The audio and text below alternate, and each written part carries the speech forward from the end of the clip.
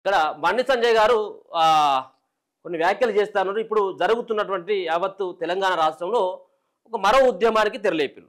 ఏది Marwadi go back అన్నటువంటి ఒక ఉద్యమం నడుస్తూ ఉన్నది. చాలా సీరియస్గా నడుస్తూ ఉన్నది. సో గ్రామాలలో కూడా మారుమూల గ్రామాలు తాండాలలో సైతం మార్వాడీల యొక్క ఆవారణ నడుస్తూ ఉన్నది.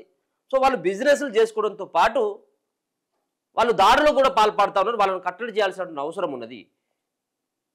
ఇలా మొత్తం అన్ని కూడా మార్వాడీల చేతిలోనే అన్ని వ్యాపారాలు లాస్ట్కి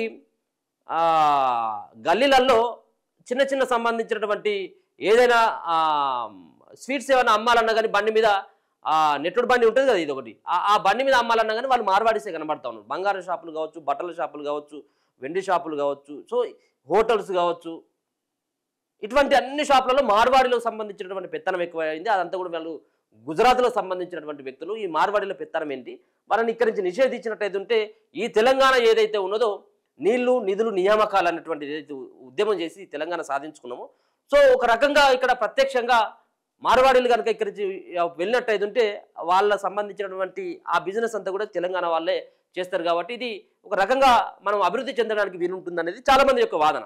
సో దాన్ని బీజేపీ పార్టీ వ్యతిరేకిస్తూ ఉన్నది. సో నిన్న హిందూ సమాజాన్ని చీల్చేందుకు మార్వాడి గో బ్యాక్ కుట్ర అంటూ నిన్న బండి సంజయ్ గారు చేసినటువంటి వ్యాఖ్యలు.